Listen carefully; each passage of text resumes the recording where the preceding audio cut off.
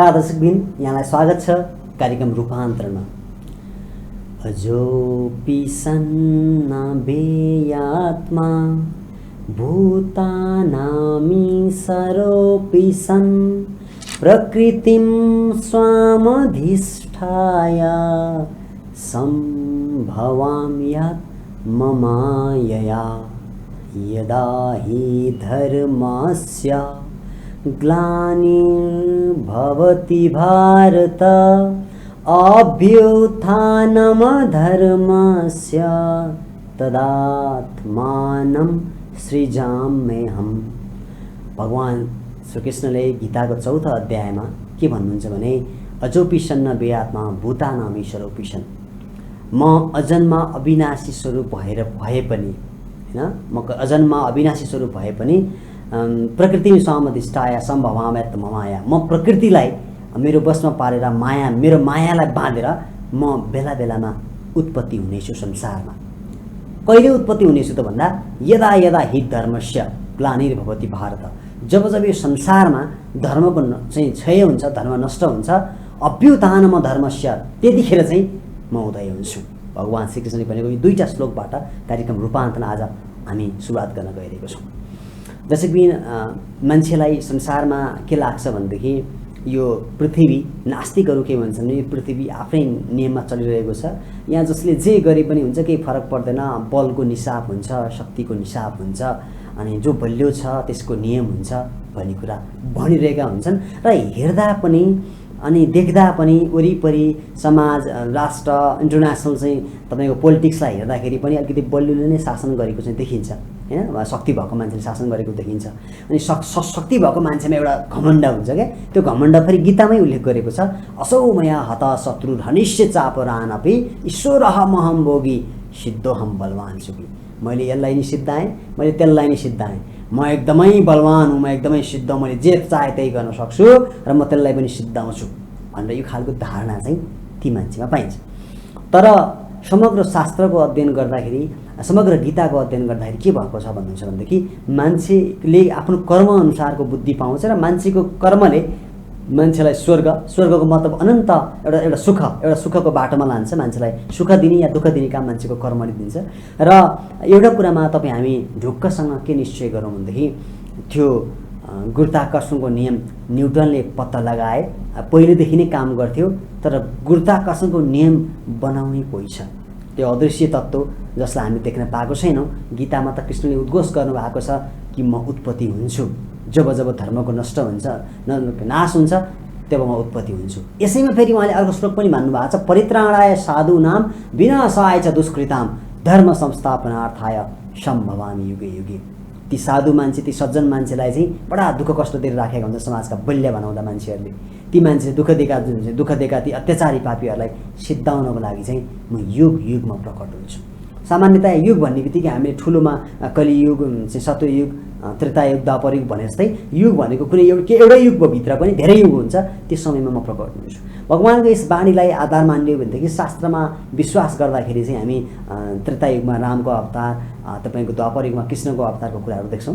तर यही कलियुगभित्र पनि जब जब मूर्ति पूजा, तपाईँको बलिका कुराहरू बढी चले, तब भगवान गौतम बुद्धको प्रादुर्भाव भयो। उहाँले त्यो भित्रका कुरालाई चाहिँ उहाँले हटाउनु भयो, रोक्नु भयो। त्यसपछि फेरि भगवान शङ्कराचार्यको उत्पत्ति भएको छ। विभिन्न युगमा विभिन्न समयमा चाहिँ धर्मभित्र रहेका विकृतिहरू हटाउनको लागि विभिन्न व्यक्तिहरूको आवागमन यो धरतीमा भइरहेको छ। विभिन्न जब काम धर्म गर्दै गएपछि जति पनि तपाईँको रूढिवादी परम्पराहरू निस्किन्छ अथवा त्यहाँभित्र रहेको विकृतिहरू हटाउनको लागि चाहिँ एक एक युगमा यसरी मान्छेहरूको ईश्वरको उत्पत्ति भइरहेको छ। साक्षात् ईश्वरै जन्म लिएर आउनु अथवा ईश्वरीय गुण भएका मान्छे जन्मनु, दुईटैले प्रकारान्तरमा चाहिँ यो संसारमा सत्य र धर्मको स्थापनाको लागि मान्छेहरू आउनु भएको छ। त्यस कारणले गर्नाले एउटा कुरा के बुझौँ भन्नुहुन्छ भने मेरो शत्रु अथवा मेरो बल, मसँग भएको शक्ति, मसँग भएको क्षमता भनेको कुरा चाहिँ छिडेको। हामी याद गरौँ 10वटा टाउको भएको रावणको अगाडि रामलाई उभ्याउँदाखेरि, मात्र रामलाई उभ्याउँदाखेरि कुनै पनि कुरामा रामभन्दा कम थिएनन् अथवा रावणभन्दा धेरै कमजोर देखिन्थे। त्यतिखेरको जातिपाती सिस्टम हेरौँ, त्यतिखेरको बल हेरौँ, त्यतिखेरको तेज हेरौँ, त्यतिखेरको तपस्या हेरौँ, त्यो सबै रावणमा बढी थियो।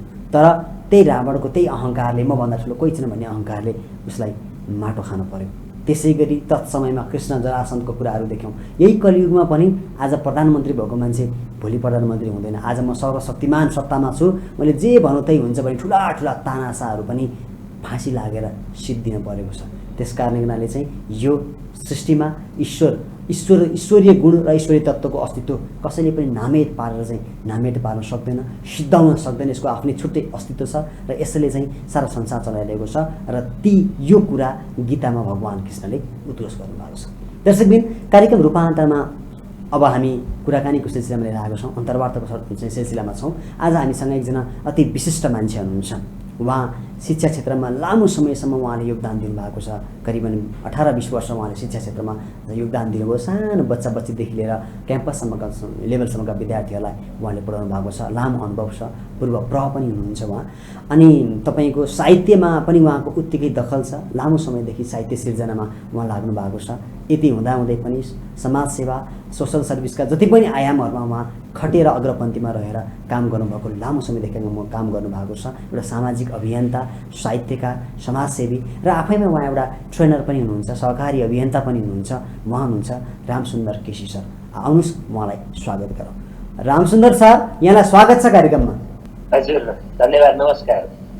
अनि सर, प्रसङ्ग सुरुवात गरिहालौँ। अब हजुरको अरू धेरै आयाम छन्। आज हामी प्रवेश गर्दा साहित्यबाट चाहिँ छिर्न चाहन्छौँ। यो नवरस को जुन चाहिँ एउटा प्रमुख केन्द्र जुन साहित्य छ, साहित्यबाट मान्छे नवरस पाएर तृप्त हुन्छ। अब यो साहित्यकारको चाहिँ यो कोभिड-19 को बेलामा चाहिँ दिनचर्या कसरी बित्यो, कसरी चाहिँ समय बितिरहेको छ सर?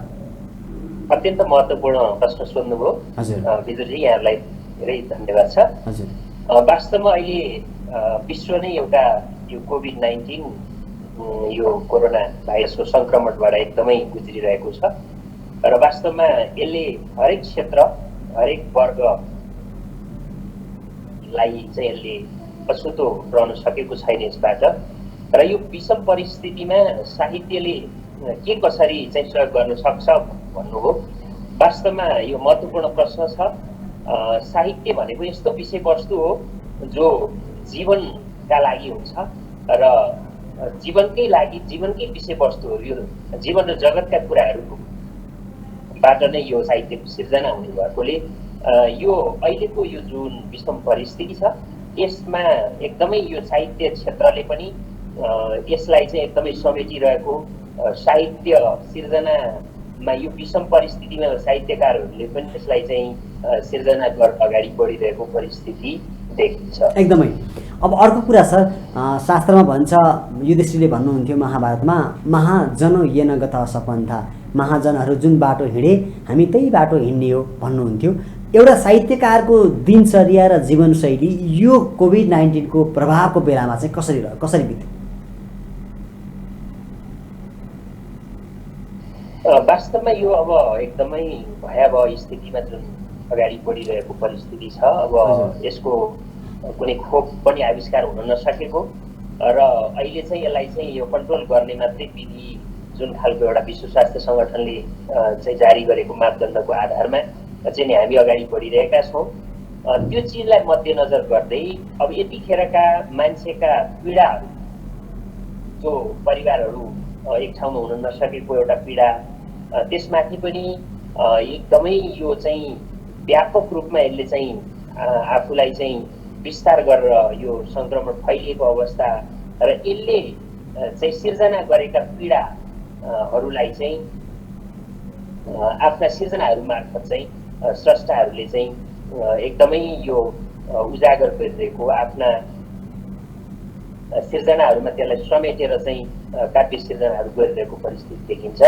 र त्यसमा पनि म पनि एउटा साहित्यलाई माया गर्ने साहित्यवादी भएको नाताले अहिलेको यो कठिन परिस्थितिमा धेरै हामीले सामाजिक हिसाबले चाहिँ यो भेटघाट अरू कुराहरूलाई भन्दा पनि हामीले एकदमै सामाजिक दूरी कायम गर्दै अलिकति जुन लकडाउनको अवस्थामा हामी एकदमै घरभित्रै रहनुपर्ने अवस्था भयो, त्यसलाई अलि सकारात्मक ढङ्गले हेर्दै एउटा उच्च मनोबलका साथ हामीले खानपानदेखि लिएर अरू चाहिँ योग ध्यानका कुराहरू, आध्यात्मिक खालका चिन्तन मननदेखि लिएर सकारात्मक चाहिँ एउटा सोच र चिन्तनका साथ साहित्य सिर्जना गरेर चाहिँ दिनहरू व्यतीत गर्ने कामहरू पनि मैले पनि चाहिँ त्यसमा आफूलाई चाहिँ समावेश गरेको छु।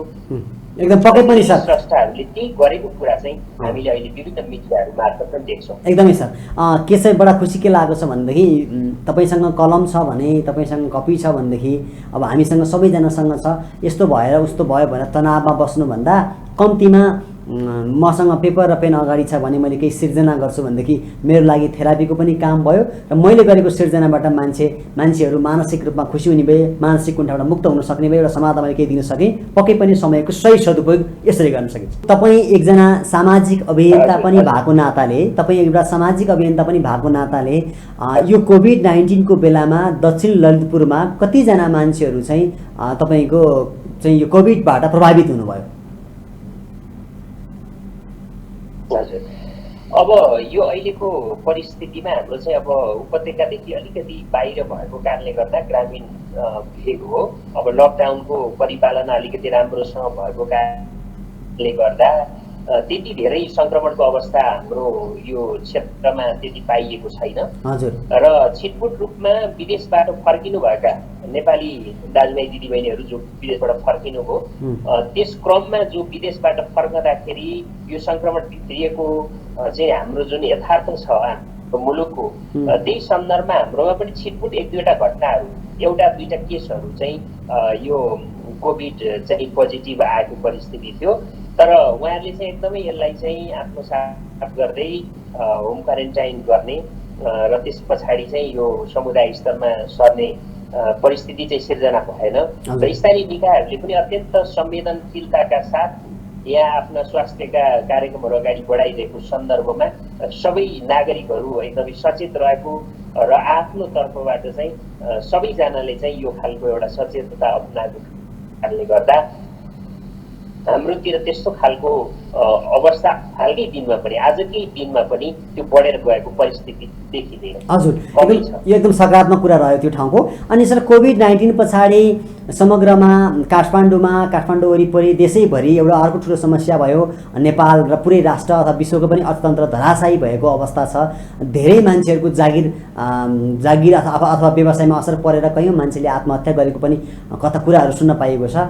यस कारणबाट यही समस्याले त्यो क्षेत्रमा रहनुभएका बाहिरबाट आउनुभएका साथीभाइहरू अथवा त्यहीँ रहनुभएका मान्छेहरूलाई चाहिँ आर्थिक रूपमा चपेटा परेर तपाईँको चाहिँ खानाकै अवस्था चाहिँ गाह्रो भएको अवस्था त्यो क्षेत्रमा रह्यो कि रहेन? त्यस्तो परिस्थिति हामीकोमा छैन। हजुर, वास्तवमा हाम्रो क्षेत्र अलिकति यो कृषि र पशुपालन क्षेत्रको चाहिँ अलिकति प्रधानता भएको क्षेत्र हो। एकदमै राम्रो चाहिँ कृषि उत्पादन र विशेष गरी पशुपालन क्षेत्र भएको कारणले गर्दाखेरि त्यो खालको समस्या त्यति छैन। अब त्यसमा पनि अलिकति केही समस्या भएको, बाहिरबाट कामको सन्दर्भमा आउनु भएको जो महानुभावहरू हुनुहुन्छ उहाँहरूको लागि पनि स्थानीय निकायहरूले त्यसलाई चाहिँ सपोर्ट गर्ने, विभिन्न खालका चाहिँ सामाजिक संस्थाहरूले पनि राहतका प्याकेजहरूलाई चाहिँ लिएर आउनु भएको कारणले गर्दा र एक अर्कामा मानवीय संवेदनाको हिसाबमा चाहिँ एउटा मान्छेले अर्कोलाई सहयोग गर्ने परिपाटी हामीकोमा रहेको कारणले गर्दा हाम्रोमा त्यस्तो खालको परिस्थिति पनि सिर्जना भएको छैन। एकदमै। अब अर्को एउटा टटकारो कुरा के छ भने पछिल्लो समयमा कोभिड-19 लाग्यो, कोभिड-19बाट ग्रसित छ, PCR पोजिटिभ देखियो भन्ने बित्तिकै काठमाडौँमा धेरै कस्तो भयो भने डाक्टर नर्सहरू बस्ने फ्ल्याटमा घरबेटीले आउन नदिने अथवा घर छ भनेदेखि फलानाको घर कोभिड-19 भन्दा एउटा सामाजिक अवहेलना गरिएको जुन अवस्था काठमाडौँमा देखिएको थियो र यसको चौतर्फी विरोध भइरहेको छ। त्यतातिर चाहिँ यस्तो खालको सामाजिक अवहेलना अथवा सामाजिक जुन एउटा चाहिँ हाम्रो बिचमा एउटा मिसअन्डरस्ट्यान्डिङ जुन छ, यो कारणले जुन उब्जिने चाहिँ सामाजिक भेदभाव, रोगीलाई गर्ने भेदभाव त्यतातिर पाइयो कि पाइएन? त्यो मैले पनि एकदमै सुनेको हो। वास्तवमा चाहिँ यो अलिकति चाहिँ जो सुकैलाई हुन सक्ने यत्रो चाहिँ सङ्ख्यामा यसको चाहिँ वृद्धि चाहिँ भएर गएको परिस्थिति छ, सबैले बुझेकै कुरा छ। तथापि पनि त्यो PCR चाहिँ पोजिटिभ आइसकेपछि जुन गर्ने चाहिँ एउटा विभेदको कुरा चाहिँ गर्नुभयो, अत्यन्त यो चाहिँ एकदमै मर्मस्पर्शी र एउटा पीडादायी, एउटा वास्तवमा त्यो सङ्क्रमितको लागि जुन खालको एउटा माया सद्भाव एउटा चाहिँ समाजले दिनुपर्ने हो त्यो खालको चाहिँ नभएको सुनेको हो। तथापि हामीकोमा एक त सङ्क्रमणको अवस्था नै अत्यन्त न्यून रह्यो र छिटपुट रूपमा एक दुईवटा केसहरू मात्र देखिएको त्यो सङ्ख्यात्मक हिसाबमा कम रहेको र अर्को कुरा चाहिँ त्यो खालको परिस्थिति भएकोमा पनि अब जनता चाहिँ सचेत भएको कारणले हुनसक्छ चाहिँ आम चाहिँ नागरिकहरूबाट त्यो खालको व्यवहारहरू नभएको र एकदमै यो सेल्फ क्वारेन्टाइनमा आइसोलेसनमा उहाँहरू बसिदिनु भयो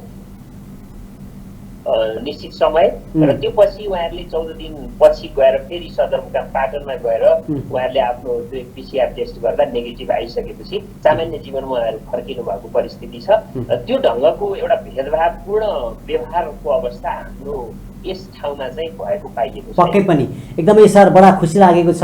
ललितपुर जिल्लाको विकटै मानिने ठाउँ मानिन्छ दक्षिण ललितपुरलाई, ललितपुर जिल्लाकै तपाईँको सबैभन्दा विकट ठाउँ मानिन्छ। त्यस्तो ठाउँमा पनि यो किसिमको तपाईँको चाहिँ एउटा उच्चता, भावनात्मक उच्चता जुन देखिन्छ, वैचारिक उच्चता जुन देखिएको छ, जुन एउटा अन्डरस्ट्यान्डिङ देखिएको छ, एकदमै यो सबैजनाले ग्रहण योग्य छ। कार्यक्रम रूपान्तरण मार्फत म कार्यक्रम प्रस्ताव विद्रुप यहाँ सम्पूर्ण दर्शकबिनलाई यो आग्रह गर्न चाहन्छु कि यो खालको समस्या उहाँकोमा छैन र हामीले यो यस कार्यक्रम मार्फत देशैभरि यस्तो खालको तपाईँको चाहिँ रोगबाट हामी पर बस्न खोजेको, रोगीलाई चाहिँ हामी हेला गर्न खोजेको होइन, रोगबाट टाढा बस्न खोजेको र हाम्रा बोली वचन र व्यवहारबाट ती हाम्रा चाहिँ साथीहरू जसलाई पोजिटिभ भएको छ, पोजिटिभ हुनेमा केही ठुलो कुरो होइन, विश्व पनि हुन्छ त्यो चाहिँ तपाईँको चाहिँ आज आफू अलिकति सचेत हुने हो। ती मान्छेलाई चाहिँ मानसिक रूपमा सामाजिक रूपमा भेदभाव नहोस्, मानसिक रूपमा टर्चर नहोस्, सामाजिक रूपमा भेदभाव नहोस् भन्नको लागि चाहिँ हामी सबैले एउटा अभियान अपिल गर्न चाहन्छौँ। अब फेरि सर एउटा म तपाईँलाई प्रसङ्ग म दोहोऱ्याउन चाहन्छु। तपाईँले भनेको एउटा प्रसङ्ग चाहिँ बडा महत्त्वपूर्ण छ।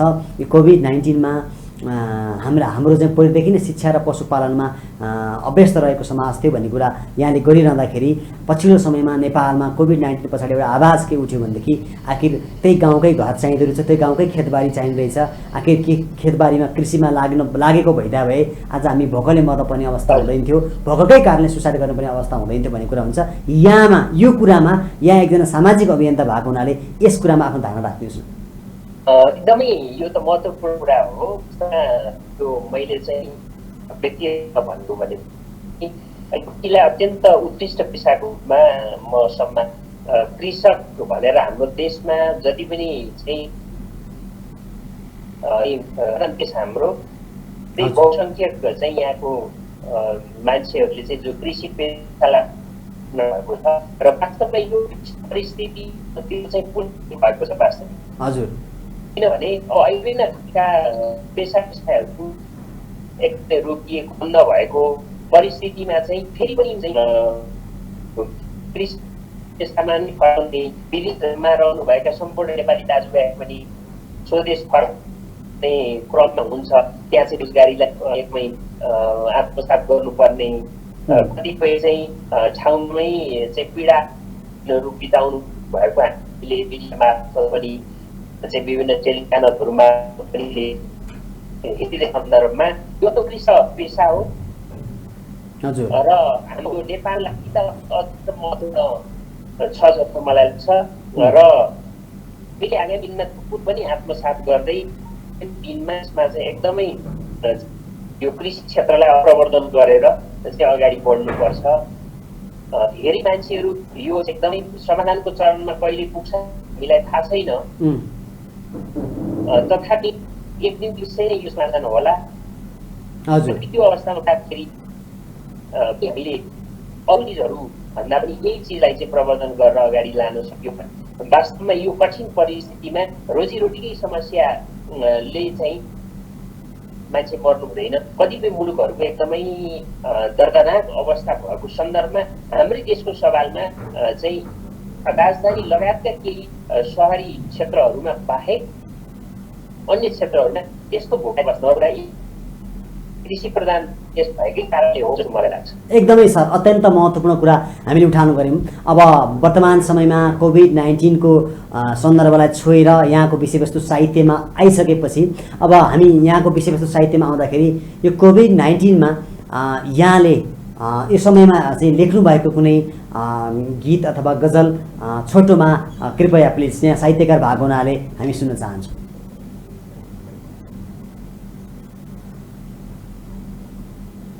धन्यवाद। हजुर सर, मैले यो बिचमा केही गजलहरू, हजुर, केही मुक्तकहरू र केही कथाहरू चाहिँ सिर्जना गर्ने काम गरेको छु। हजुर, र त्यो मध्ये अहिले चाहिँ वास्तविक परिस्थिति भन्ने गर्दाखेरि अब लामो सिर्जनाहरू भन्दा पनि यो जुनसुकै एउटा समस्या जुनसुकै प्रकोप भए पनि हजुर त्यसलाई हामीले आत्मसात गर्नै पर्दो रहेछ। जन्मेपछि जो खालका एउटा परिणी चाहिँ सामना गरेर हामी अगाडि बढ्दो रहेछ चाहिँ एउटा मानव जीवनमा विभिन्न समयमा विभिन्न काल समस्याहरू आएको पाइन्छ। अहिले चाहिँ इतिहास पल्टाएर हेर्ने हो भने विभिन्न समयमा झन्डै लगभग चाहिँ एक शताब्दी एउटाको यो चाहिँ मानवीलाई हामीले झेल्दै आएको अवस्था विभिन्न खालका विपत्तिहरू हामीले 2072 एउटा चाहिँ क्रान्तिकारी युगलाई आत्मसात गरेका थियौँ। अब अहिले चाहिँ यो विश्वव्यापी यो एउटा सङ्क्रमणले चाहिँ असर पारेको छ। यस्ता खालका विभिन्न पहिरोका कुराहरू छन्, कहिले के तथापि पनि हामीले यस्तो चिजहरूलाई पनि एउटा उच्च सकारात्मक इच्छा शक्ति अगाडि बढ्नुपर्छ भन्ने सन्दर्भ मैले त्यो 72को भूकम्प पछाडि एउटा चाहिँ मुक्त चाहिँ सिर्जना गरेको थिएँ। भूकम्पले विनाश गर्छ, भत्काउँछ, नाच्छ, त्यो हामी सबैलाई थाहा छ। हजुर तथापि त्यसभित्र केही राम्रा सकारात्मक पक्षहरू पनि हुन्छ त्यहाँभित्र भन्ने कुरालाई मैले यो एकदमै लामो सिर्जना भन्दा पनि छोटो केही मुक्तकहरू यहाँ समक्ष म प्रस्तुत गर्न गइरहेको छु। त्यसको मार्फत भूकम्पपछि नयाँ संरचना बन्दैछन् गाउँघरमा। भूकम्पपछि नयाँ संरचना बन्दैछन् गाउँघरमा, सम्भावनाका नवीन पद खन्दैछन् गाउँघरमा। भूकम्पले विनाश मात्र ल्याउँछ भन्थे होइन रहेछ, भूकम्पले विनाश मात्र ल्याउँछ भन्थे होइन रहेछ, पुनर्निर्माणको जागरण ल्यायो भन्दैछन् गाउँघरमा। पुनर्निर्माणको जागरण ल्यायो भन्दैछन् गाउँघरमा। मैले यसलाई ठ्याक्कै यो भूकम्प पछिको यो मुक्तकलाई पनि यो अहिले कोभिड-19सँग एकदमै तुलनात्मक रूपले हेर्ने हो भने यसले विभिन्न समस्याहरू त जन्माएको छ, एकदमै ठुलो चुनौती छ। यसको सामना गर्न सम्पूर्ण विश्व नै चाहिँ एक भएर लाग्दा पनि यसलाई चाहिँ परास्त गर्न सकिरहेको परिस्थिति छैन। तथापि पनि के हो भने यस्तो विषम परिस्थितिमा पनि के राम्रा पक्षहरू चाहिँ यसले निश्चित रूपमा ल्याएको छ।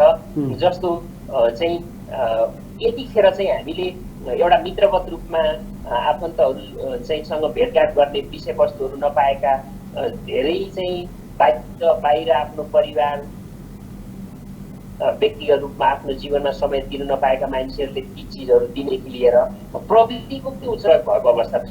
भौतिक उपस्थित नै गर्ने मिटिङहरू चाहिँ अहिले भर्चुअल जुम मिटिङहरू मार्फत जोडिनेदेखि लिएर यो एकदमै चाहिँ टेक्नोलोजीहरूको पनि पद्धतिहरू छ। त्यसैले त्यसभित्र चाहिँ के छ त भनेर यो सकारात्मक सोचले त्यही भन्छ जस्तो मलाई लाग्छ कि वास्तवमा नराम्रो बिग्रिएको भत्किएको कठिन परिस्थितिभित्र हाम्रो के भनेर हामीले खोज्ने हो भने त्यहाँबाट हामीले चाहिँ सकारात्मक हिसाबले अगाडि बढ्न सकिन्छ जस्तो मलाई लाग्छ। किनभने जस्तो यो फुलको आँखामा भन्ने गाउँले ससुवानी इन्डोरमा हुनुहुन्छ, उहाँको बाल्यकाललाई हेर्ने भने अत्यन्त कष्टकर देखिन्छ र वास्तवमा पछिल्लो चरणमा उहाँले त्यो जीवनलाई व्यवस्थित गरे जस्तो भन्नुभयो। वास्तवमै एउटा बौद्ध दर्शनमा लागेर एउटा विश्वकै एउटा आर्यता रानीको रूपमा चाहिँ उहाँ अहिले हुनुहुन्छ र उहाँले भन्नुभएको एउटा चाहिँ उहाँको आत्मकथामा लेख्नु भएको कुरा म यतिखेर स्मरण गर्न चाहन्छु। वास्तवमा समस्याको भुङ्रावाटिकाहरूले नै स्वादहरूको पूर्ण मज्जा लाग्छन् भनेर उहाँले उल्लेख गर्नुभएको थियो। हामीले जीवनमा जन्म लिइसकेपछि संसारमा आउने हरेक चिजलाई चाहिँ हामीले चाहिँ भोगेर जानुपर्छ। स्वयं नारायणले पनि विभिन्न जन्महरूमा चाहिँ विभिन्न खालका दुःख कष्टहरू झेल्नु परेको भोग्नु परेको चाहिँ हामीले धर्मशास्त्रहरूमा चाहिँ हामीले सुन्न पाइरहेका छौँ, पढ्न पाइरहेका छौँ भने हामी मानव चोला लिएपछि यी चिजहरूलाई फेस गरेर हामी अगाडि बढ्नुपर्छ भन्ने लाग्छ। एकदमै छ। अब यो बिचमा साहित्यकारहरूको जस्तो यहाँ त आफै साहित्यकार हो, यो बिचमा विभिन्न मान्छेहरूले जुम मिटिङ मार्फत विभिन्न कामहरू गरे भने यो बिचमा साहित्यकारहरूको चाहिँ कस्तो किसिमको गतिविधिहरू तपाईँ र तपाईँको साथीभाइहरू जुन साहित्यकार हुनुहुन्छ कुनै सङ्गठनमा रहेर अथवा कसरी चाहिँ तपाईँहरूको गतिविधि कसरी काम भइरहेछ? यो साहित्यिक क्षेत्रमा पनि अत्यन्त यो बेलामा यो चिज फस्टाएको देखिन्छ। वास्तवमा यो यही भर्चुअल खालका विभिन्न खालका एउटा साहित्यिक गतिविधिहरू सञ्चालन हुने, विशेष गरेर हाम्रो चाहिँ मुलुकबाट अहिले चाहिँ जो संयुक्त राज्य अमेरिकामा युएसएमा रहनु भएको छ, साहित्य क्षेत्रमा लाग्नुहुने एउटा सामाजिक अभियन्ता, सकारात्मक सोचको चिन्तक परशुराम तिमेल सिन्हा सर हुनुहुन्छ। उहाँहरूले चाहिँ मिलेर यो छन्द कवितालाई चाहिँ विश्वव्यापीकरण एउटा अभियानका साथ अगाडि बढाउनु भयो यो बेला, र विभिन्न खालका स्रष्टाहरू त्यसमा जोडिने लगायत मैले एउटा चाहिँ दृष्टान्तको रूपमा यो चाहिँ प्रस्तुत गरेँ। यस्ता थुप्रै चाहिँ कार्यक्रमहरू, विभिन्न गजलका कार्यक्रमहरू, विभिन्न खालका छन्द कविताका कार्यक्रमहरूदेखि लिएर विभिन्न खालका यस्ता कार्यक्रमहरूमा जोडिने खालका विभिन्न संस्थाहरूले समन्वय गरेर स्रष्टाहरू चाहिँ लागि परेको परिस्थिति छ अहिले। एकदमै सर। अब कार्यक्रम रूपान्तरणको सम्भवतः अन्तिम प्रश्न छ सर, हामी कार्यक्रमको अन्तिममा आइसकेका छौँ। मेरो अन्तिम प्रश्न के छ भने एउटा मानसिक घाउमा, एउटा अभावको समयमा, एउटा वेदनायुक्त समयमा र एउटा शोकग्रस्त समयमा एउटा साहित्यले कसरी मान्छेलाई, तपाईँको चाहिँ मान्छेको त्यो पीडा हरण गर्न सक्छ, मान्छेको घाउको मलम बन्न सक्छ? साहित्य वास्तवमा समाजको दर्पण हो। समाजका समग्र पक्षहरूको यसले प्रतिनिधित्व गर्छ। यसमा हाँसो, खुसी, दुःख, पीडा, रोदन हरेक पक्षलाई चाहिँ यसमा समाहित गर्ने भएकोले गर्दा यति बेला चाहिँ जुन हामीले भोगेका हाम्रा भोगाईहरूका कथाहरू नै साहित्यमा चाहिँ उजागर हुने भएको कारणले गर्दाखेरि वास्तवमा ती पीडाहरू एक अर्काले सेयर गर्दा चाहिँ हामीले अहिले त विभिन्न खालको यो प्रविधिको विकासले गर्दा फेसबुक, युट्युब लगायतका विभिन्न कुराहरूबाट हामी हेर्छौँ। हामीले जस्तै पीडा अरूहरूले चाहिँ भोगिरहेको परिस्थिति पनि देख्दाखेरि एक खालको त्यसबाट मान्छेहरूले चाहिँ सान्त्वना प्राप्त गर्ने कुराहरूदेखि लिएर भएका वास्तविक कुराहरूलाई चाहिँ प्रस्तुत गर्दै बाहिर ल्याउँदै यो साहित्यले समाजले अब कतातिर जानुपर्छ भन्ने खालको एउटा सन्देशात्मक खालका सिर्जनाहरूले पनि महत्त्वपूर्ण भूमिकाहरू निर्वाह गरिरहेका हुन्छन्। र जसले भोगेको छ, जो चाहिँ एकदमै पीडामा छ, एउटा डिप्रेसनमा छ, भोलि कसरी अगाडि बढ्ने भन्ने खालको एउटा परिस्थितिमा रहेको मान्छेहरूलाई लागि पनि एउटा नयाँ आशा र एउटा ऊर्जा जगाउने खालका सिर्जनाहरू मार्फत पनि चाहिँ हामी अगाडि बढ्न सक्छौँ। र यहाँले कार्यक्रमको सुरुवातमै भन्नुभएको छ नवरसको कुरा। वास्तवमा यो साहित्य भनेको अत्यन्त रसपूर्ण हुन्छ, मान्छेको मनलाई आह्लादित बनाउने काम गर्छ। जसरी साहित्य, सङ्गीत, कलाले चाहिँ मान्छेलाई अत्यन्त धेरै चाहिँ मनोरञ्जनदेखि लिएर शिक्षा, ज्ञान र चेतना भर्ने भएको कारणले गर्दा साहित्यले अत्यन्तै महत्त्वपूर्ण भूमिका खेल्छ भन्ने मलाई लाग्छ। र तपाईँसँग एकदमै समय चाहिँ थोरै होला, तथापि मैले अलिकति एउटा सिर्जना यहाँ यस कार्यक्रम मार्फत मैले पस्किने चाहिँ अनुमति चाहे। प्लिज हजुर सर, अन्तिम समय चाहिँ छोटोमा गर्नुहोला। हजुर हस्, म केही एक दुईवटा मुक्तक छोटो हुन्छ भनेर मैले प्रस्तुत गर्न गइरहेको छु। हजुर। भत्किएका आस्थाहरू बटुलेर बाँच्नुपर्छ जिन्दगी, भत्किएका आस्थाहरू बटुलेर बाँच्नुपर्छ जिन्दगी, सकारात्मक दृष्टिकोण सँगालेर बाँच्नुपर्छ जिन्दगी, अशिक्षा र अज्ञानताको अन्धकारलाई हटाउन चेतनाको दियो बालेर बाँच्नुपर्छ जिन्दगी।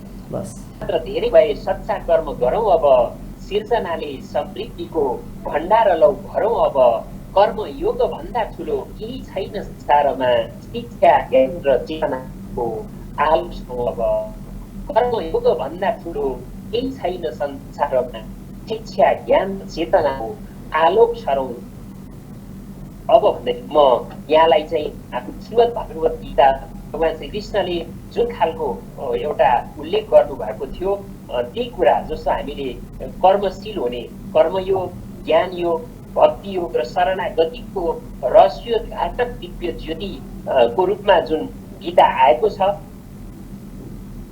त्यही रूपमा चाहिँ हामीले यो कर्म गरेर चाहिँ अगाडि बढ्नुपर्छ, जीवनलाई सफलीभूत पार्नुपर्छ भन्ने कुरा राख्न चाहन्छु यहाँको कार्यक्रम मार्फत। Sir thank you very much sir. हाम्रो समय अभावको कारणले गर्नाले हजुरको गीताको विषयमा, शिक्षाको विषयमा र त्यो हजुरको सामाजिक अभियानको विषयमा हामीले कुरा गर्न पाएनौँ। आजको हाम्रो कार्यक्रम कोभिड-19 को प्रभाव र साहित्यको बारेमा रह्यो। हामीसँग समय अभावको कारणले फेरि पछि हामीसँग सरसँग कुरा गरेछौँ। तबसम्मको लागि कार्यक्रम रूपान्तरणबाट चाहिँ सरसँग बिदा हुन चाहन्छु सर। नमस्ते।